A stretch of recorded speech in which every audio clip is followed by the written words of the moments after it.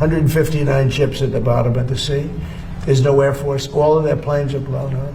Uhali gani mtazamaji wa Zone Media, kama kawaida niko na wewe mwanzo hadi mwisho kukujuza yale yote ambayo yanajiri katika anga za kimataifa. Sasa Marekani imedai kudhibiti mlango wa bahari wa Hormuz na meli 200 zilipita salama. Rais wa Marekani Donald Trump amesema jeshi la nchi hiyo lilitekeleza operesheni ya siri mwezi uliopita kwa lengo la kulinda meli za mafuta na meli nyingine za kibiashara zinazopita mlango wa Hormuz. Kupitia taarifa yake, Trump amesema operesheni hiyo imewezesha zaidi ya mapipa milioni 100 ya mafuta kupita salama katika njia hiyo muhimu ya usafirishaji wa nishati duniani na kuingia kwenye soko la kimataifa.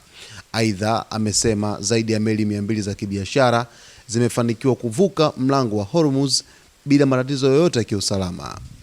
Trump pia alidai kuwa Marekani ndiyo inayodhibiti mlango wa Hormuz na si Irani, akiongeza kuwa jeshi la Irani limeshindwa huku uchumi wa nchi hiyo ukiwa katika hali mbaya. Kauli hiyo imekuja wakati mvutano kati ya Marekani na Irani ukiendelea kuibua wasiwasi kuhusu usalama wa usafirishaji mafuta katika eneo la Ghuba ya Uajemi. Madai ambayo rais wa Marekani Donald Trump amesema kwamba Marekani ilifanikiwa kupitisha zaidi ya meli 200 katika eneo hilo, lakini pia mapipa zaidi ya milioni 100 yalipita salama tangu mzozo huo uanze na Irani kuanza kushikilia mlango wa bahari wa Hormuz.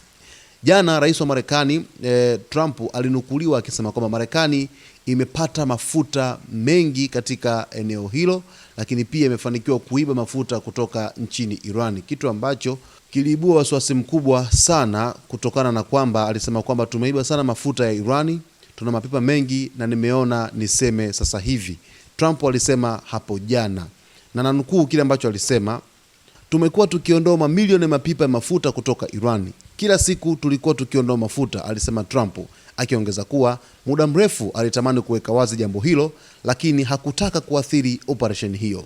Sasa madai haya ya rais wa Marekani Donald Trump yameibua wasiwasi kutokana na kwamba hali katika mlango wa bahari wa Hormuz tunafahamu kwamba inamilikiwa na Irani kwa hivi sasa. Yaani mlango huo uko chini ya Jamhuri ya Kiislamu ya Iran, na punde tu wametangaza kwamba mlango huo umefungwa rasmi na hakuna meli yoyote ambayo itaruhusiwa kupita katika eneo hilo. Kama meli yoyote itakayovunja utaratibu, basi itapaswa kushambuliwa haraka iwezekanavyo. Madai ambayo Trump ameyatoa yanaibua sintofahamu kidogo kwa jinsi ambavyo ameeleza kwamba Marekani imefanikiwa kuiba shehena kubwa ya mafuta ambayo yalikuwa yakitoka nchini Irani, na amesema kwamba hakutaka kusema mapema kwa sababu angesema angeathiri operesheni hiyo ya kijeshi.